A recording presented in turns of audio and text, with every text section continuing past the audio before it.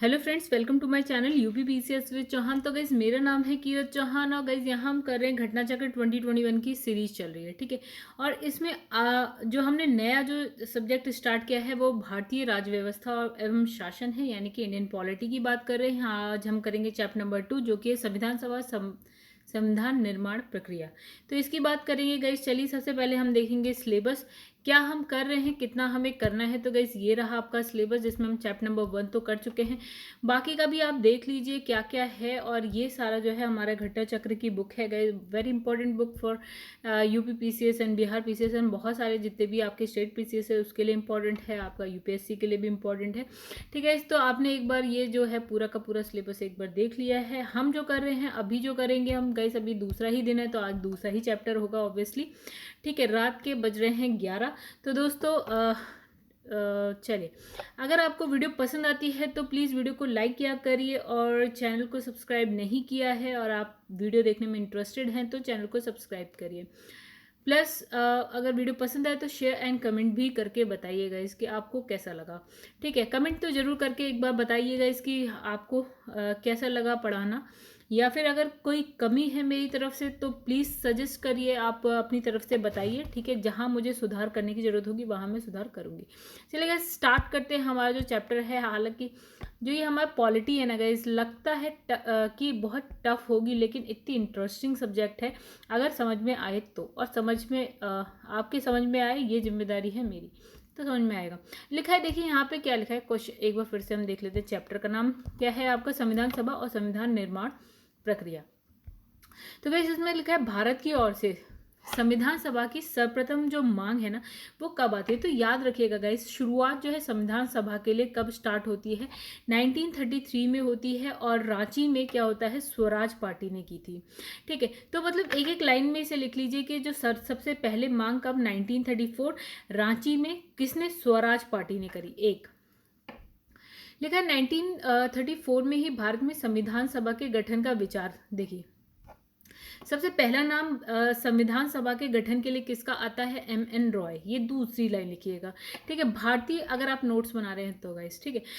फिर लिखा है भारतीय राष्ट्रीय कांग्रेस के स्तर पर पहली बार वर्ष 1934 में संविधान निर्माण के लिए एक आधिकारिक रूप से संविधान सभा की मांग की गई। यानी कि जो तीसरी लाइन में आप लिखेंगे कि इंडियन नेशनल कांग्रेस ने कब कहा, तो इन्होंने भी कब कहा, 1934 में ही कहा था। ठीक है। आगे बढ़ते, एक तो नेक्स्ट लिखा है, एक निर्वाचित संविधान सभा द्वारा भारत के संविधान का निर्माण करने का जो प्रस्ताव है वो सर्वप्रथम कब आता है आपका, 1942 में। आपका कौन सा मिशन आता है, क्रिस्प मिशन के द्वारा आता है। यानी कि यहाँ पे निर्वाचित संविधान सभा का क्या मतलब है। देखिए गाइस, जो संविधान सभा है उसमें देखिए संविधान किसी एक ने तो नहीं लिखा, ये एक पूरी सभा है जिसने मिलकर ये जो हमारा संविधान है ना वो लिखा है। तो उसके लिए जितने भी सदस्य थे संविधान सभा में उसका जो है निर्वाचन होना था कि संविधान सभा में कौन कौन सदस्य रहेंगे, इसका निर्वाचन। जैसे आज निर्वाचन होता है, वोटिंग होती है, वैसा ही उस टाइम के लिए था कि सभा में निर्वाचन होना था। और ये कब होना, प्रस्ताव कब आता है गए, सबसे पहले। ठीक है। अभी तक हम सिर्फ मांग की बात कर रहे थे कि 1934 कांग्रेस ने कब कहा, किसने पहले कहा, संविधान सभा का विचार कैसे आया, किसके द्वारा आया। तो ये एम एन रॉय का नाम याद रखिएगा, स्वराज पार्टी याद रखिएगा, इंडियन नेशनल कांग्रेस, इंडिया, कब, 1934। ठीक है। अब इसमें कहा कि जो सभा है, सभा तो चलो ठीक है, अब उसमें निर्वाचन भी होना है।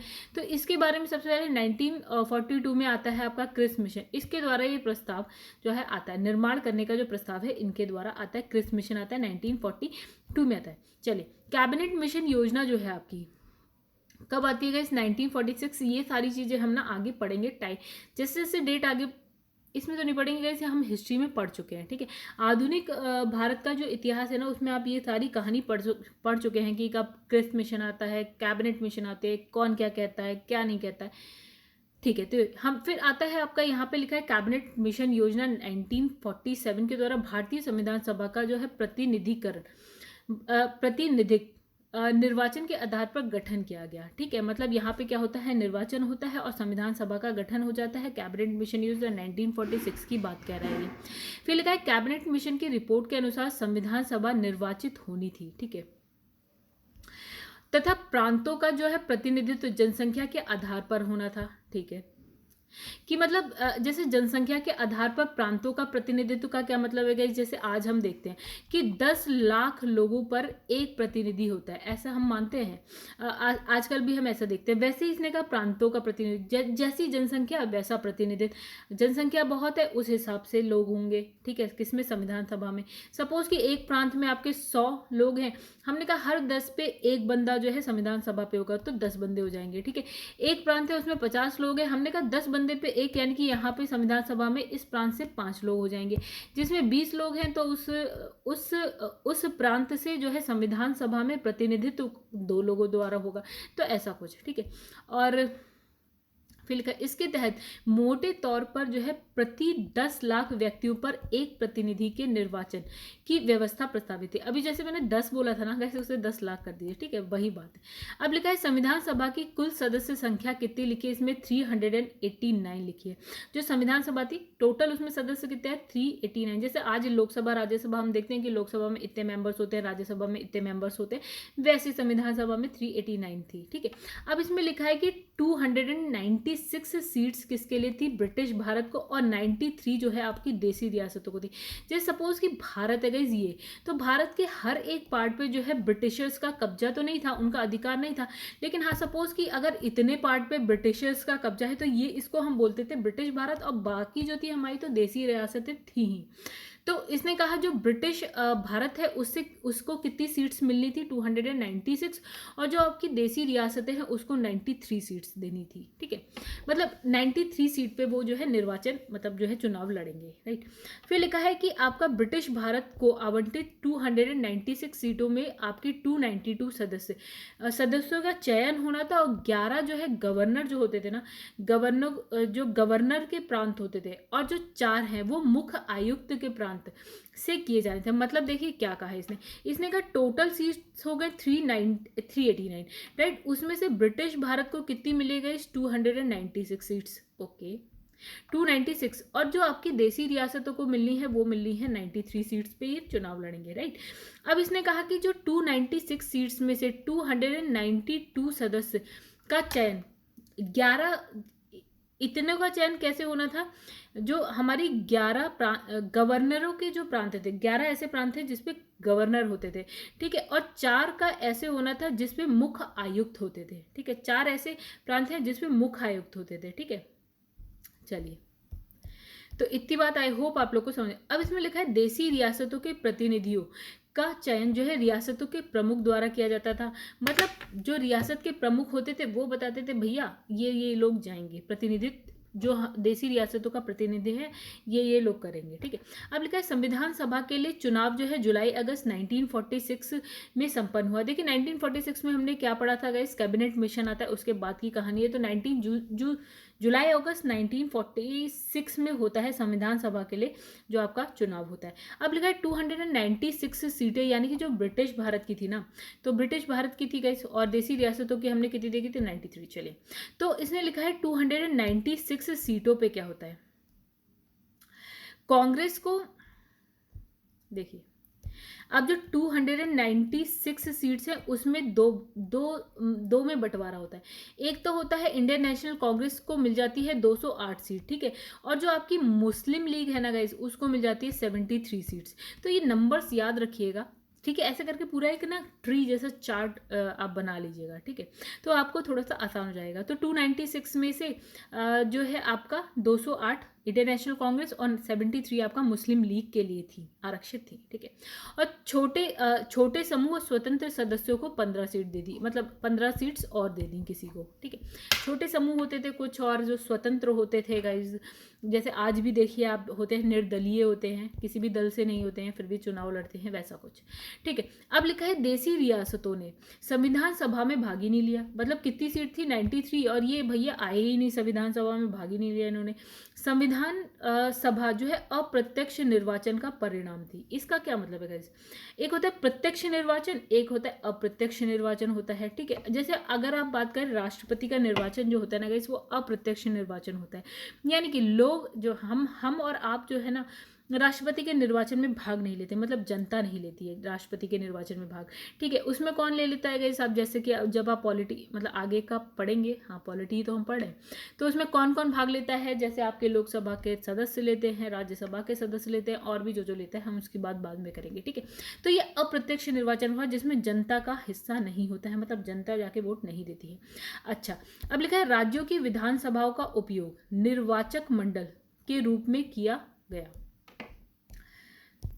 तो गाइस यहाँ लिखा है नेक्स्ट, आगे क्या लिखा है कि जो ये निर्वाचन है वो वयस्क मताधिकार पर आधारित नहीं था।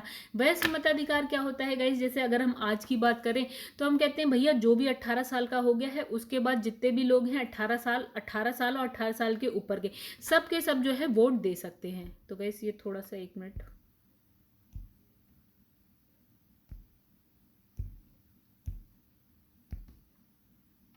चलिए। हाँ, तो हम क्या कह रहे थे कि जो 18 साल के लोग हैं और 18 साल से ऊपर सभी ये दे सकते हैं वोट, यानी ये इसको हम बोलते हैं वयस्क मताधिकार। यानी कि यहाँ पे कुछ और क्राइटेरिया था, वयस्क मताधिकार नहीं था। मतलब यहाँ पे क्या क्राइटेरिया था यार, जो लोग कर देते हैं या अच्छी खासी जिनके पास जमीन जायदाद हो, कुछ ऐसा, ठीक है। मतलब सब लोग वोट नहीं दे सकते थे, और वैसे भी अप्रत्यक्ष है गाइस, वैसे भी नहीं। अब इसमें लिखा है कि देख लें गाइस, एक बार वीडियो चल रही है, ठीक है। 1935 के अधिनियम, हमने कहा था ये खतरनाक अधिनियम है गाइस। इसमें से आज की जो संविधान हमारा जो बना हुआ है उसमें अधिकतर बहुत सारी चीज़ें, अधिकतर नहीं बहुत सारी चीज़ें जो आपका है 1935 का जो अधिनियम था, यानी कि गवर्नमेंट ऑफ इंडिया एक्ट 1935, इसमें से बहुत सारी चीज़ें ली गई थी। तो इसने लिखा है 1935 के अधिनियम के अनुसार मताधिकार जो है, अब मताधिकार किसको मिल रहा है, जो लोग कर देते थे, जिसके पास उस हिसाब से शिक्षा थी, जैसा क्राइटेरिया बनाया होगा, संपत्ति के आधार पर सीमित था। मतलब आज के में ऐसा नहीं है कि तुम भैया कर देते हो तो ही वोट देने जाओगे, या शिक्षा है शिक्षित हो तो ही वोट देने जाओगे, या तुम्हारे पास संपत्ति है, तुम भैया 18 साल के हो गए हो अब वोट दे आओ जाओ। अब इसमें लिखा है 1946, यानी कि 20 नवंबर 1946 को वायसराय ने निर्वाचित प्रतिनिधियों को आमंत्रित किया और 9 दिसंबर 1946 को संविधान सभा की पहली बैठक में उपस्थित हुए। तो गाइस इसमें इंपॉर्टेंट क्या है, इन दो लाइन में से एक चीज़ जो है इंपॉर्टेंट है कि जो संविधान सभा की है पहली बैठक कब हुई, तो गाइस वो होती है आपकी 1946 में होती है, और 6 दिसंबर, ये पूरा नहीं सॉरी 9 दिसंबर, ये पूरा याद रखिएगा डेट, 9 दिसंबर 1946 को संविधान सभा की पहली बैठक हुई थी। मतलब संविधान का निर्माण 1946 में हुआ था, 47 में हम आज़ाद हो गए थे, ठीक है। तो यहाँ पे 9 दिसंबर 1946 रट लीजिए। तो 9 दिसंबर 1946 को सभा की पहली बैठक में कुल कितने सदस्य आए थे गाइस, 207 सदस्य आए थे। अब गाइस इतने सारे सदस्य थे, आए थे कम क्यों, मतलब देखो सदस्य कितने थे, कितनों के लिए चुनाव हुआ था। यहाँ पे हमारे पास नंबर था एक 290, ओके, तो ये नहीं था नंबर हमारा था कुछ गायब हो गया गाइस। देखिए इसमें क्या हिसाब किताब था, हिसाब किताब यही था कि हाँ ये रहा 389, इतनी तो सीट्स थी, इतने लोग होने चाहिए थे, लेकिन हमें क्या एक चीज़ पता चली थी कि देसी रियासतों ने तो इसमें हिस्सा ही नहीं लिया, तो 93 तो ऐसे ही कट हो गए। अब बचे 296, राइट। अब देखिए कितने लोगों ने पहली बैठक में भाग लिया, तो यहाँ पे लिखा है 296 में भी कितने लोगों ने भाग लिया, 207 लोगों ने। अब ये क्यों हो गया गाइस, अब इसमें भी कोई कहानी होगी जरूर। देखिए अभी हम पढ़ेंगे कि क्यों हुआ ऐसा, 296 में से 207 लोग ही क्यों पहली बैठक में थे, अभी हम आगे देखते हैं। इसमें लिखा है 9 दिसंबर 1946 को क्या है, संविधान सभा की पहली बैठक की अध्यक्षता किसने की थी, ये नाम बहुत ही इंपॉर्टेंट है कि अध्यक्षता किसने, तो ये है डॉक्टर सच्चिदानंद सिन्हा ने की थी, ठीक है। एक चीज़, दूसरी चीज़, अब दूसरी बैठक कब हुई थी गाइस, एक पहली वाली तो 9 तारीख को गई, फिर 10 तारीख को कुछ नहीं, 11 तारीख को दूसरी बैठक होती है, ठीक है। अब इसमें कौन है आपके निर्विरोध संविधान सभा के स्थायी अध्यक्ष। अब देखिए अध्यक्ष कौन है, डॉक्टर राजेंद्र प्रसाद, यानी कि जो ये थे ना डॉक्टर सच्चिदानंद सिन्हा गाइस, ये थे संविधान सभा के अस्थायी अध्यक्ष थे, 2 दिन तक रहे। उसके बाद 11 तारीख को जो दूसरी बैठक होती है उसमें कौन बन जाते हैं अध्यक्ष, वो बन जाते हैं स्थायी अध्यक्ष डॉक्टर राजेंद्र प्रसाद। तो याद रखिएगा गाइस ये, ठीक है। तो कुछ चीज़ें जो जिसपे मैं बहुत फोर्स कर रही हूँ ना कि आप रटिए, तो रट लीजिएगा। पहली बैठक 9 दिसंबर, दूसरी बैठक 11 दिसंबर। पहली बैठक में जो आपके अध्यक्ष थे अस्थायी थे, मतलब परमानेंट नहीं थे, हट जाने थे, हट गए, ये सच्चिदानंद सिन्हा। और जो दूसरी बैठक है उसमें स्थायी सदस्य आते हैं डॉक्टर राजेंद्र प्रसाद। आगे बढ़ते हैं। लिखा है भारतीय संविधान के निर्माण में संविधान सभा को कितना टाइम, देखिएगा इस संविधान का निर्माण कितने टाइम में हुआ। देखिए 46 में हमारा जो संविधान सभा की पहली बैठक हुई 9 तारीख को, ठीक है। तो 9 दिसंबर को हुई, तो हम 46 को हटा ही देते एक तरीके से, कहते कि हाँ नहीं माना जाएगा।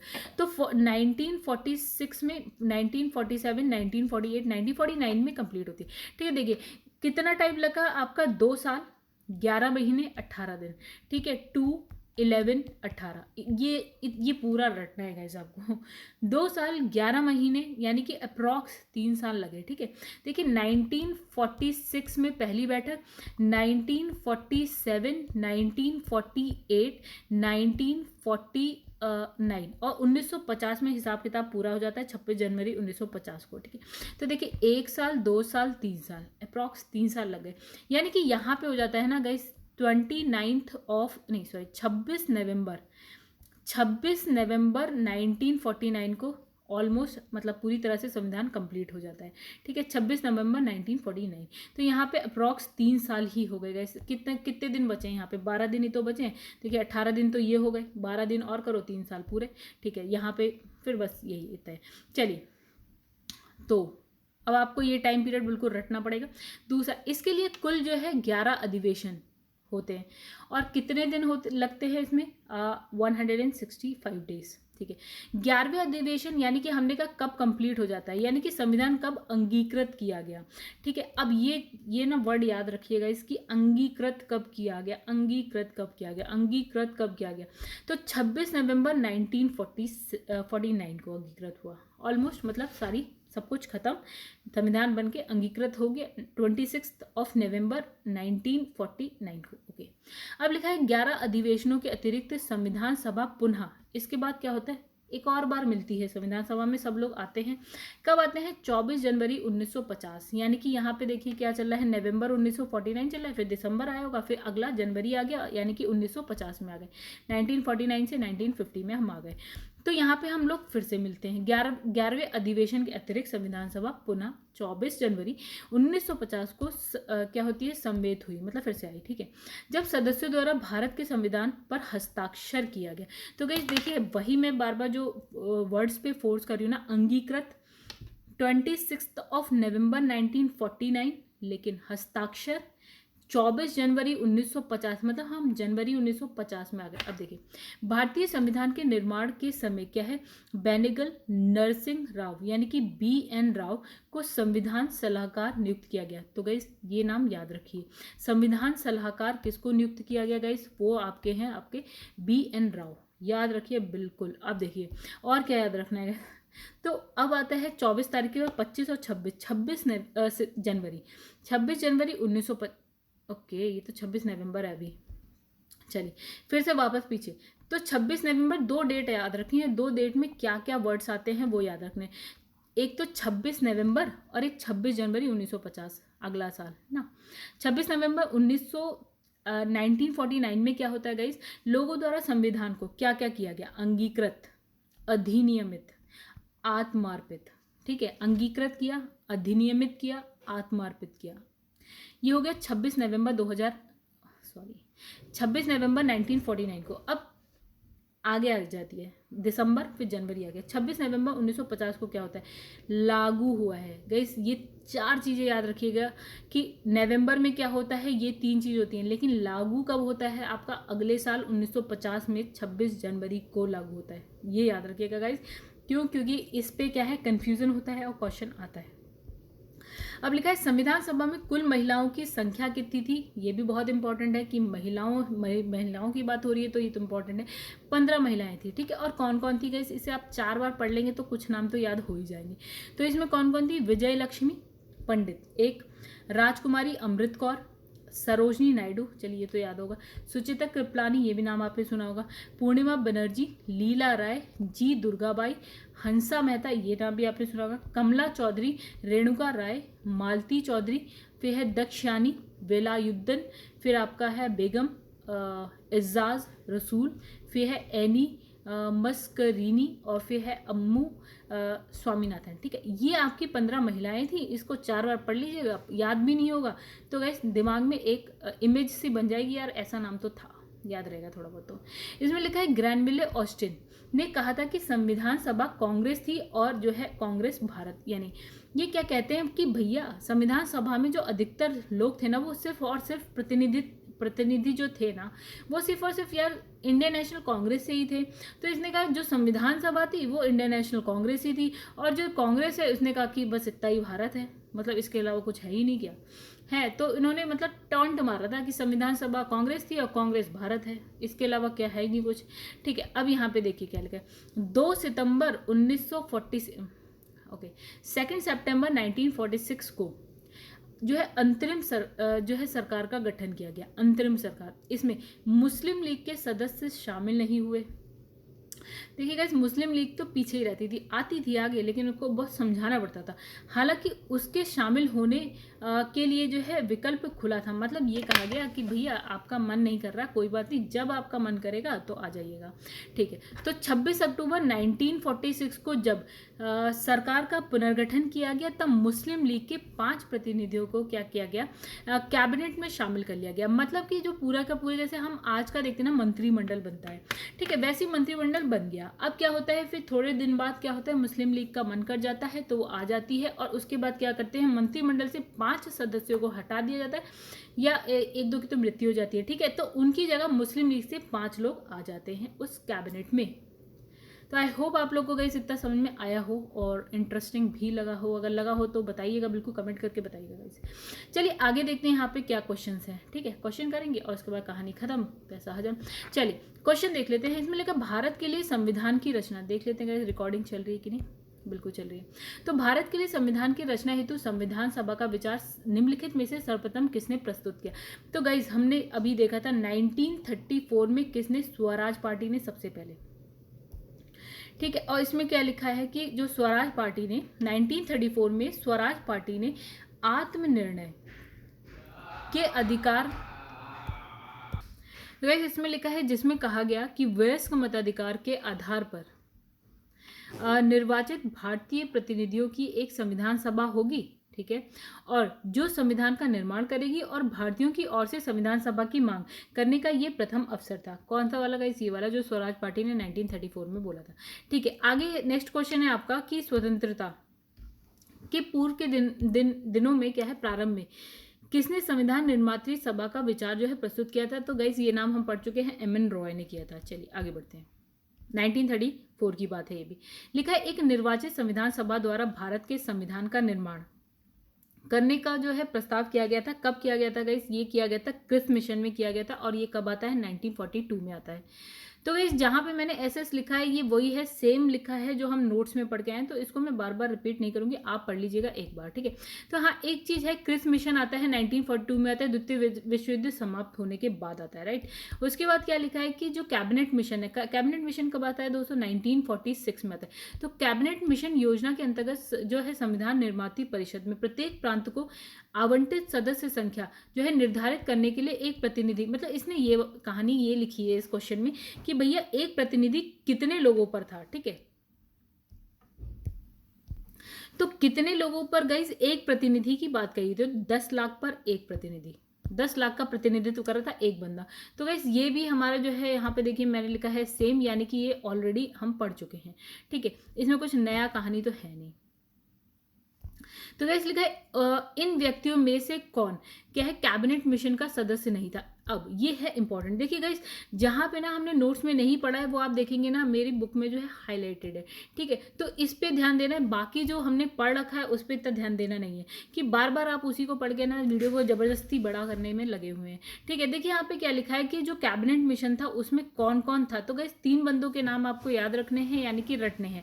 तो कैबिनेट मिशन आता कब है, ये आता है 1946 में। उसमें कौन कौन था, एक तो थे सदस्य, 3 सदस्य कौन थे, एक तो थे स्टेफोर्ड क्रिस्प, ठीक है, जो क्या थे अध्यक्ष बोर्ड ऑफ ट्रेड थे। ठीक है, दूसरे आपके थे पैथिक लॉरेंस भारतीय सचिव, और तीसरे आपके थे एवी अलेक्जेंडर नौसेना मंत्री, यानी कि आपको शॉर्ट में क्रिप्स, लॉरेंस एंड अलेक्जेंडर, ये 3 बंदे थे जो सदस्य थे। ठीक है, कैबिनेट मिशन में। ठीक है, अब इसमें लिखा है कि भारतीय, चलिए इसका आंसर अब आप देख लीजिए कौन नहीं था, ये पूछे तो विलियम वुड नहीं थे, राइट।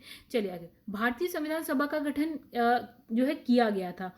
तो गाइस देखिए, जो संविधान सभा के लिए जो चुनाव होता है वो किसके अंतर्गत, कैबिनेट मिशन योजना 1946, उसके बाद ही क्या होता है आपका, ये सारी कहानी शुरू होती है।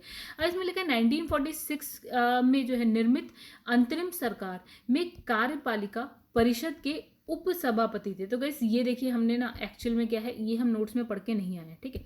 चलिए इसमें पढ़ लेते हैं यहाँ पे। तो इसमें लिखा है 24 अगस्त 1946 को अंतरिम राष्ट्रीय सरकार की घोषणा इस व्यवस्था के साथ की गई कि अंतरिम जो सरकार है वो आपकी 2 सितंबर मतलब 2 सितंबर 1946 को कार्यभार संभालेगी। एक चीज अब लिखा है वायसराय इस कार्यपालिका परिषद का पदेन अध्यक्ष होगा। कौन, वायसराय होगा पदेन अध्यक्ष, राइट।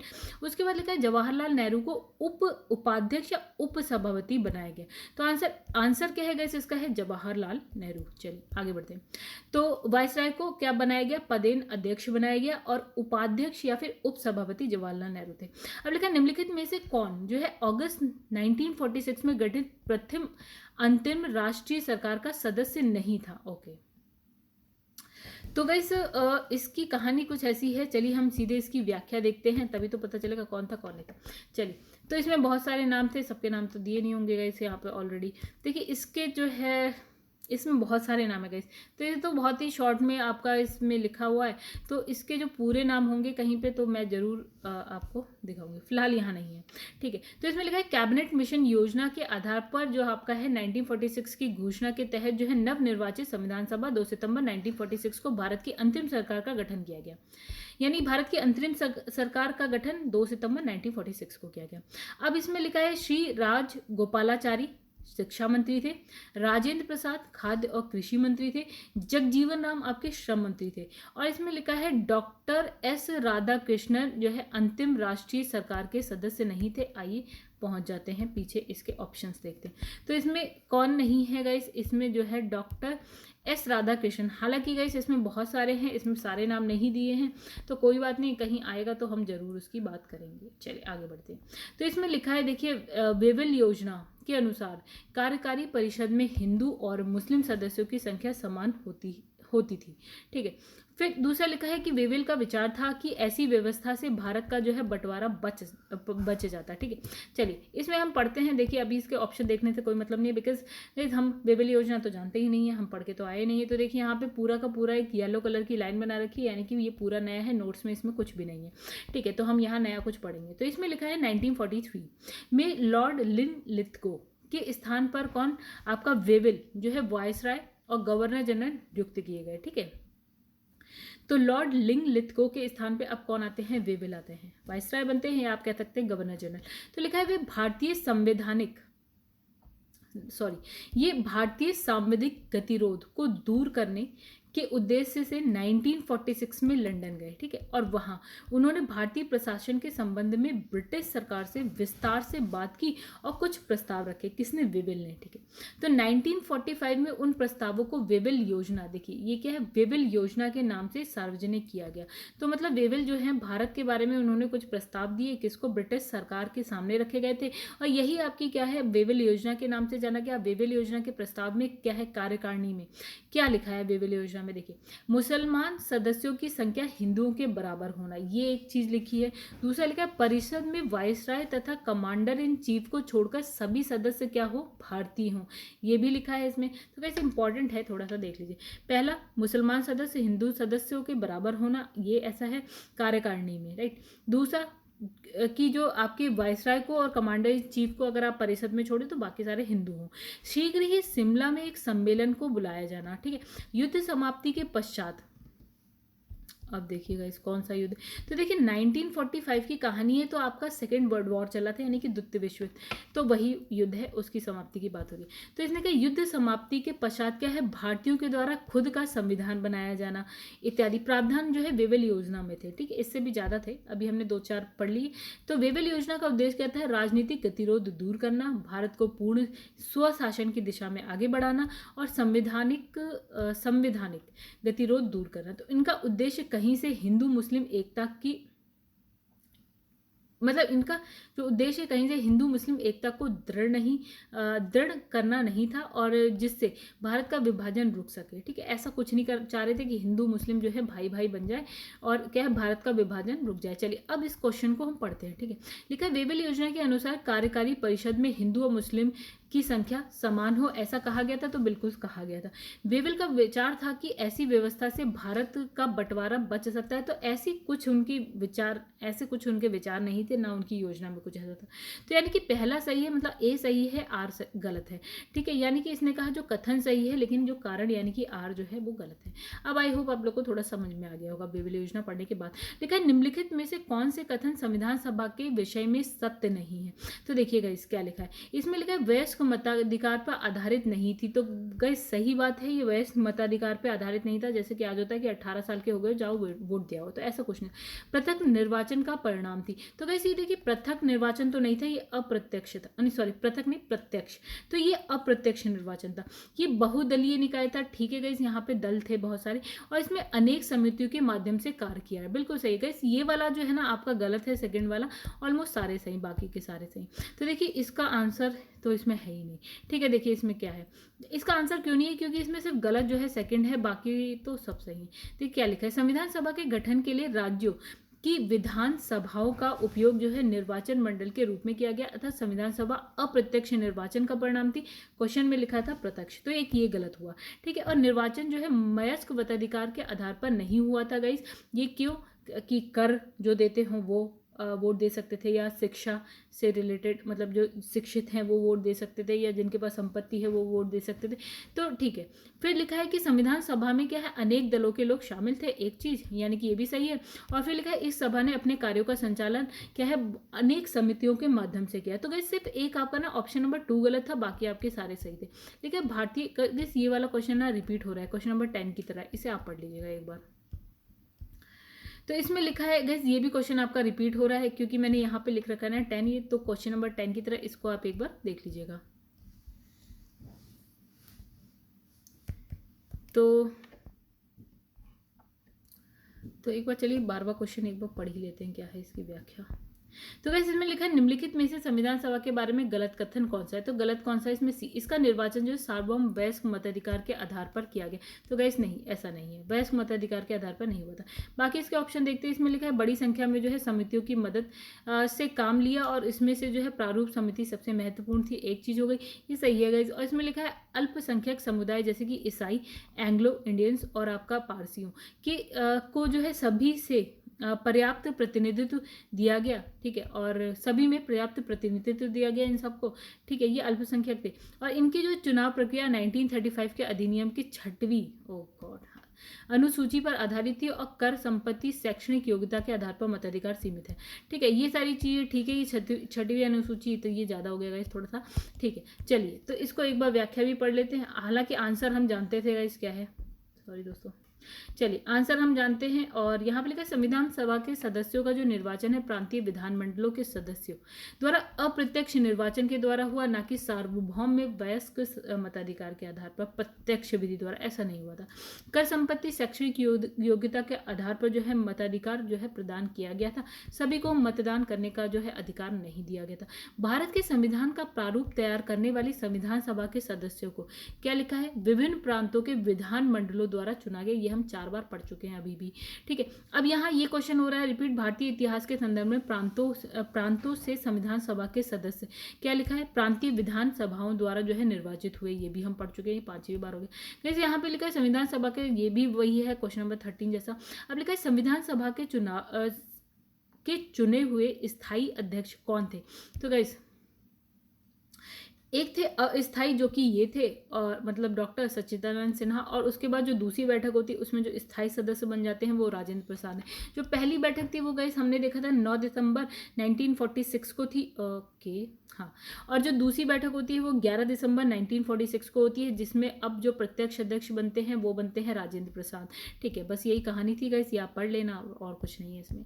ठीक है, आगे बढ़ते हैं। तो इसमें लिखा है संविधान सभा के प्रथम बैठक की अध्यक्षता किसने की थी। अभी हमने देखा सच्चिदानंद सिन्हा ने की थी। अब ये क्वेश्चन हो गया रिपीट क्वेश्चन नंबर 17 की तरह। इसमें लिखा भारत की संविधान निर्मात्री सभा के अध्यक्ष कौन थे। तो गाइस यहाँ पे देखिए नाम किस किस का लिखा है, तो हमें पता है कौन थे, राजेंद्र प्रसाद थे।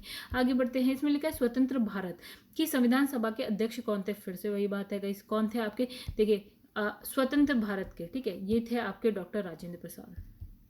फिर लिखा है भारतीय संविधान सभा की स्थापना की गई थी गाइस, कब की गई थी, देखिए यहाँ पे क्या लिखा है, जो पहली बैठक कब, 9 दिसंबर 1946 को होती है, ठीक है।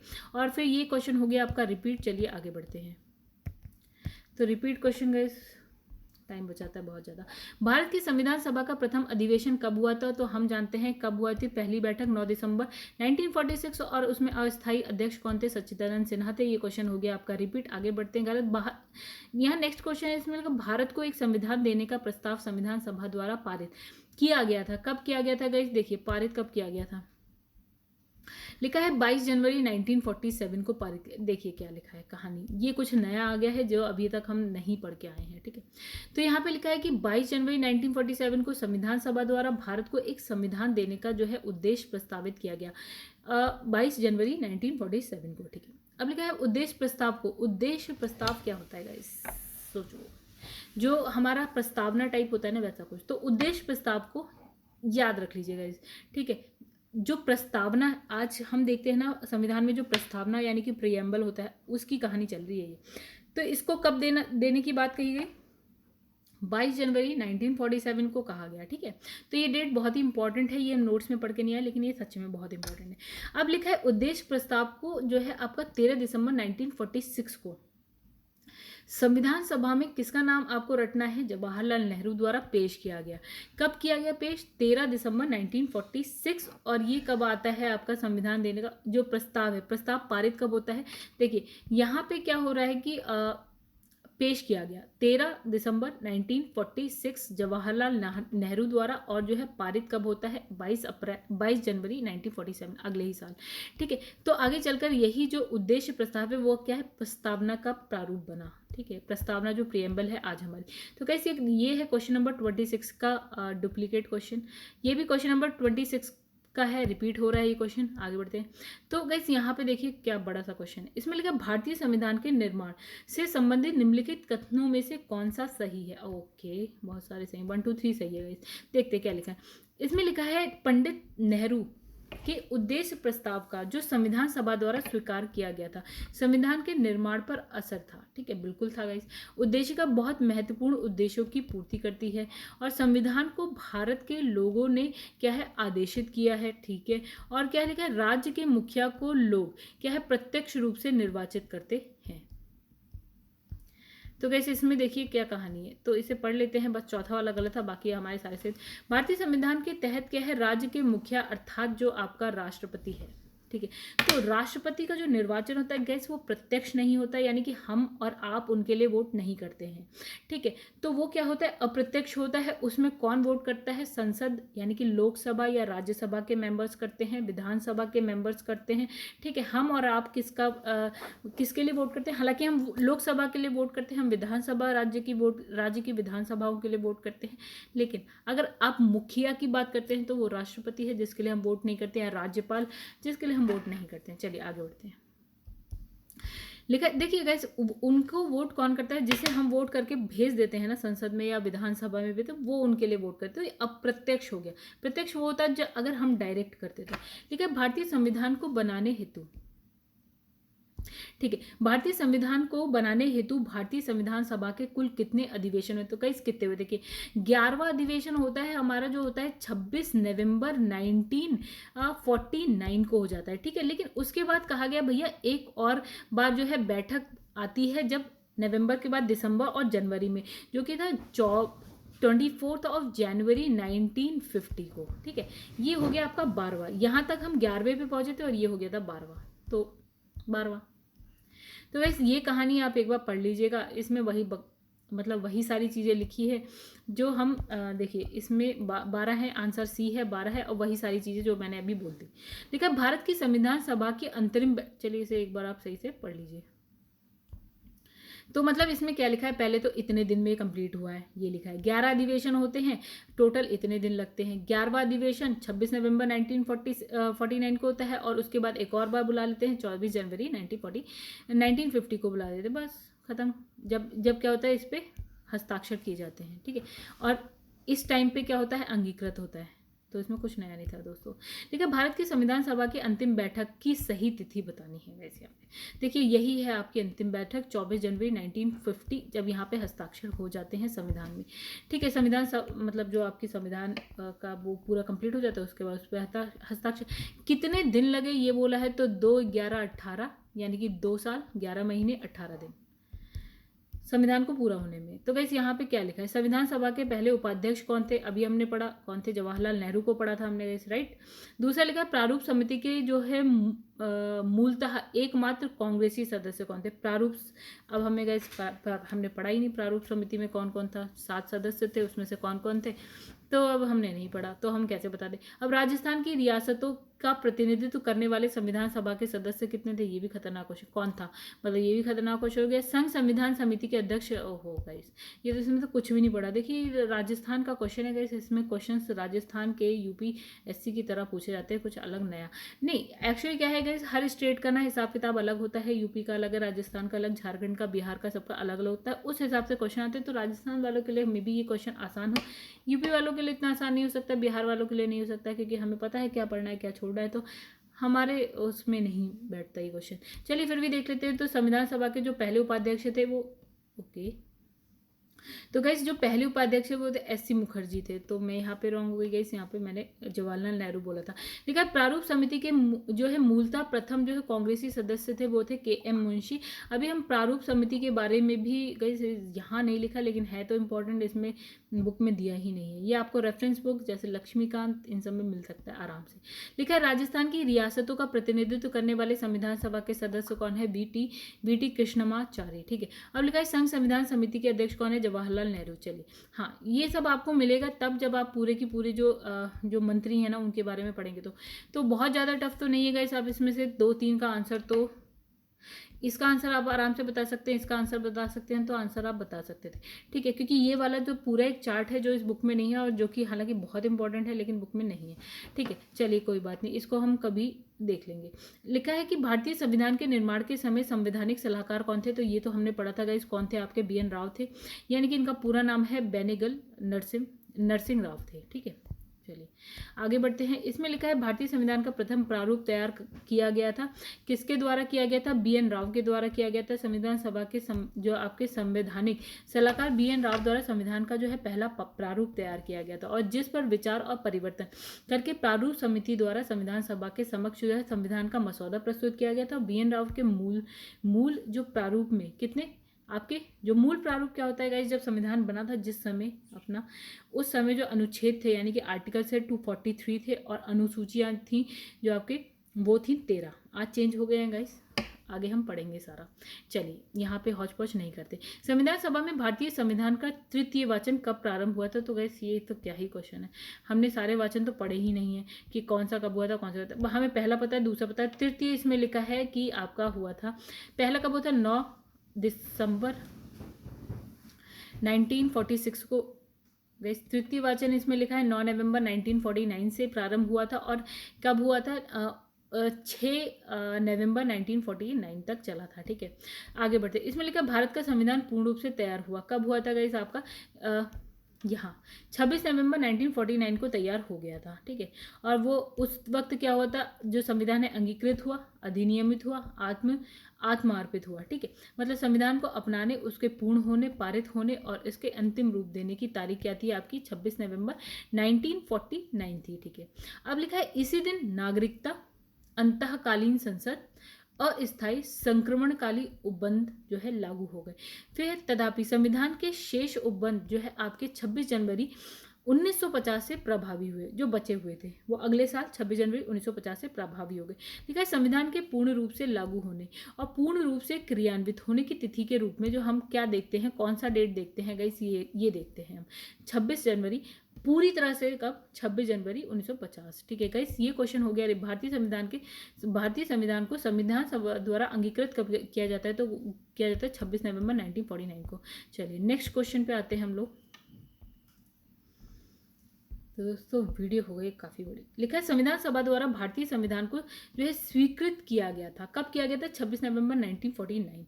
ठीक है, हस्ताक्षर 1950 में होते हैं, यानी कि 26 जनवरी 1950 को होते हैं। फिर लिखा है यहाँ पे गाइस, क्या लिखा है? भारत का संविधान किस तिथि को अपनाया गया? तो कब अपनाया गया गाइस? तो 26 नवंबर 1949 को। भारतीय संविधान जो है कब लागू होता है? तो कब होता है? 26 जनवरी 1950 को लागू होता है। अपनाया कब गया? 26 नवंबर 1949 को। यहाँ पे कंफ्यूजन बहुत होती है गाइस। चलिए, संविधान को 26 जनवरी के दिन जो है लागू करने का निर्णय लिया गया था, क्यों? मतलब ये था कि भैया 26 ही जनवरी क्यों? चलिए आइए पढ़ते हैं इसकी व्याख्या। बहुत अच्छी इंटरेस्टिंग व्याख्या है। देखिए इसमें क्या लिखा है? भारतीय राष्ट्रीय कांग्रेस का लाहौर अधिवेशन होता है। कब होता है? 1929। कब? दिसंबर के दिन, सॉरी दिसंबर महीने में 1929 में क्या होता है? लाहौर में अधिवेशन होता है इंडियन नेशनल कांग्रेस का। ठीक है, उसमें क्या है? पूर्ण स्वराज की घोषणा की गई। ठीक है, दूसरा 26 जनवरी को स्वतंत्रता दिवस के रूप में मनाने के लिए संकल्प लिया गया। ठीक है, ये सब कौन कर रहे थे? जवाहरलाल नेहरू जी कर रहे थे। ठीक है, उन्होंने कहा कि भैया अब हम 26 जनवरी जो अगला साल आएगा ना 1950 1930 आएगा, जैसे 1929 की बात हो रही है यहाँ पे अभी। ठीक है, उनने कहा 1930 में हम क्या करेंगे? 26 जनवरी को स्वतंत्रता दिवस के रूप में मनाएंगे। ठीक है, और आज़ादी के पहले 26 जनवरी को स्वतंत्रता दिवस के रूप में मनाया जाता रहा, परंतु 15 अगस्त 1947 को स्वतंत्र हो गया भारत। ठीक है, अब इसमें लिखा है कि तब से प्रत्येक 15 अगस्त को स्वाधीनता दिवस के रूप में मनाया जाता है, जबकि स्वतंत्रता प्राप्ति के पश्चात जो है आपका 26 जनवरी की तिथि को याद रखने के लिए क्या होता है? भारतीय संविधान को पूर्णतः जो है 26 जनवरी 1950 को लागू किया गया, कि मतलब यार ये तिथि याद रहे हमेशा। ठीक है, तो 26 जनवरी को हम क्या करते हैं? गणतंत्र दिवस के रूप में मनाते हैं।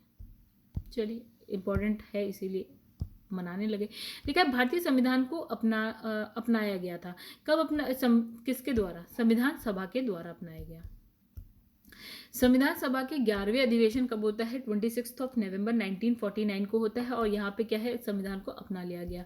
ठीक है, भारतीय संविधान को 26 नवंबर 1949 को किसके द्वारा अधिनियमित किया गया? तो गाइस किसने करा? संविधान सभा ने किया ऑब्वियसली। तो भारत का जो है संविधान अंगीकृत या अधिनियमित होता है कब? 29 नवंबर 1949 को। फिर गाइस आगे बढ़ते हैं। B.R. अम्बेडकर का संविधान सभा में निर्वाचन हुआ। ठीक है, तो आपका कहाँ से कौन सी प्रेसिडेंसी से होता है? वो बम्बई प्रेसिडेंसी से आते हैं। ठीक है, आगे लिखा है देखिए 1946 में संपन्न संविधान सभा के प्रारंभिक चुनाव में B.R. अम्बेडकर अविभाजित भारत, यानी कि गाइस उस वक्त भारत का विभाजन नहीं हुआ था, भारत और पाकिस्तान में, इसलिए बोला इसने अविभाजित भारत, के बंगाल प्रांतों के पूर्वी भाग से जो है निर्वाचित हुए थे। तो बाद में ये क्षेत्र पाकिस्तान में चले जाने के कारण डॉक्टर अंबेडकर जो है भारतीय गणराज्य के बम्बई प्रेसिडेंसी के पूना संसदीय क्षेत्र से उपचुनाव में निर्वाचित होकर भारतीय संविधान सभा में सम्मिलित हुए। कहाँ से आते हैं? बम्बई प्रेसिडेंसी से। पूना सीट इनके जो है उनके लिए कांग्रेस के M.R. जयकर ने त्यागपत्र देकर रिक्त करी। मतलब M.R. जयकर उस सीट से हटते हैं, अंबेडकर साहब आ जाते हैं। तो इसे लिखा है यद्यपि विकल्प ए। ओके, तो गाइस यहाँ पे क्या लिखा है? तो इसमें लिखा है कि विकल्प ए में लिखा है पश्चिम बंगाल, और हमारा आंसर तो ये है, देखिए बम्बई प्रेसिडेंसी। तो यहाँ पे क्या लिखा है? यद्यपि विकल्प ए में जो है पश्चिम बंगाल है, फिर भी ये है अभिष्ट विकल्प, मतलब ये सही नहीं है। ठीक है, बेकार की बात लिखी है, अब इसमें कुछ लिखा। चलिए गाइस पढ़ लीजिएगा। चलिए आगे बढ़ते हैं।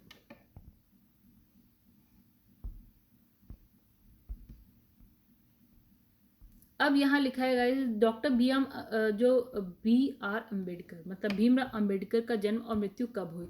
तो ये क्या इतना इंपॉर्टेंट है? चलिए देख लेते हैं। 1891 में इनका जन्म होता है और 1956 में इनकी मृत्यु हो जाती है। ठीक है, तो गाइस ये लिखा है भारतीय संविधान निर्माण में मुख्य भूमिका निभाने वाले डॉक्टर भीमराव अम्बेडकर का जन्म कब होता है? 14 अप्रैल 1891 को होता है, महू मध्य प्रदेश में होता है। मृत्यु उनकी दिल्ली में होती है, कब? 6 दिसंबर 1956 में होती है। निम्नलिखित कथनों पर विचार करिए और इसमें बताना है कि कौन सा सही है। तो गाइस आंसर एक बार हम फटाफट देख लेते हैं, पहला दूसरा सही है। देखते हैं क्या लिखा है इसमें। इसमें लिखा है तृतीय गोलमेज सम्मेलन। गाइस ये कहाँ की बात अभी आ गई, ठीक है। तो तृतीय गोलमेज सम्मेलन के विचार विमर्श की जो है परिणति भारत सरकार अधिनियम 1935 से में के पारित होने के रूप में हुई, ठीक है। चलिए उसके बाद लिखा है कि जो है भारत सरकार अधिनियम जो आपका है 1935 में ब्रिटिश भारत के सूबों और भारतीय रियासतों के एक संघ पर आधारित ऑल इंडिया फेडरेशन के गठन का उपबंध किया गया। तो वैसे खतरनाक सा क्वेश्चन है, यहाँ क्यों ले आया, अभी जरूरत भी नहीं थी। चलिए आ गया तो एक बार पढ़ लेते हैं। लिखा है दोनों सही है।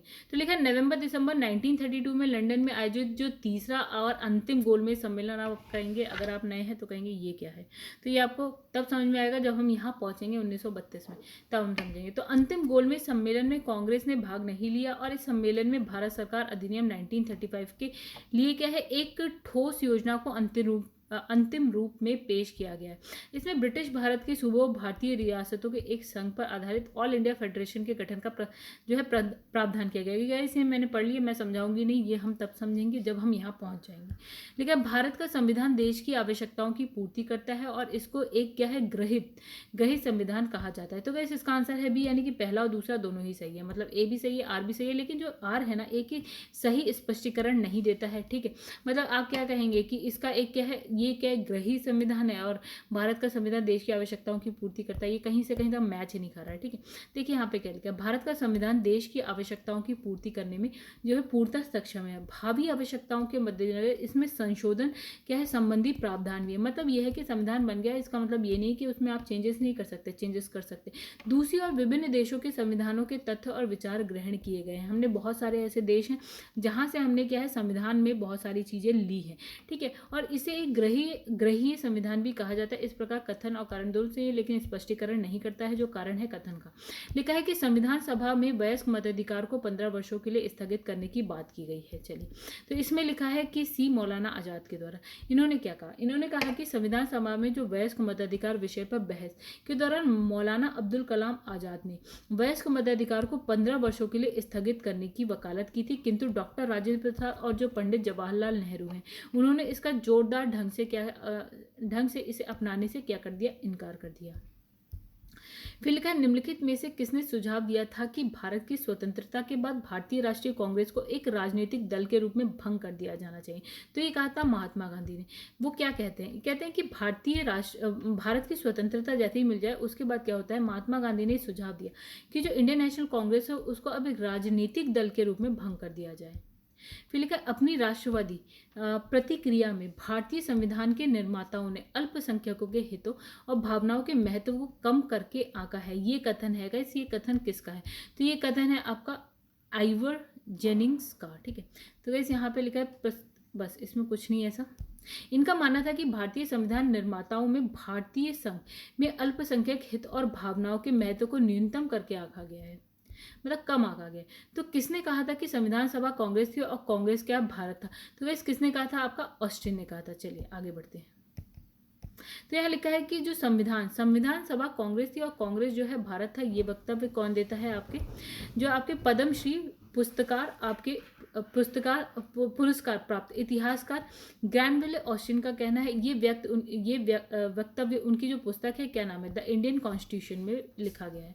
भारतीय संविधान सभा में कुल कितनी महिलाएं थी, तो गैस कितनी थी, हमने पढ़ा था 15। तो गैस यहाँ पे क्या है ना, ये हो गया चैप्टर खत्म। तो गैस अगर आपको वीडियो पसंद आई तो वीडियो को लाइक करिएगा, कमेंट करिएगा, शेयर करिएगा। जिसने भी चैनल को सब्सक्राइब नहीं किया है कोई बात नहीं दोस्तों, कर लीजिएगा। मेरे चैनल का नाम है #UPPCS with Chauhan and for all government exams, ठीक है गाइस। यहाँ पे करते हैं वीडियो को एंड, मिलेंगे आपसे नेक्स्ट वीडियो में नेक्स्ट पार्ट के संग। पार्ट है आपका नेक्स्ट जो चैप्टर है वो है संविधान सभा की प्रमुख समितियाँ। देखिए गाइस हम यही समितियों की बात कर रहे थे, तो इसमें आपको बहुत सारी समितियाँ और उसके अध्यक्ष मिल जाएंगे, बहुत इंपॉर्टेंट। चलिए गाइस यहाँ पे हम करते हैं वीडियो को एंड, मिलते हैं आपसे नेक्स्ट वीडियो में।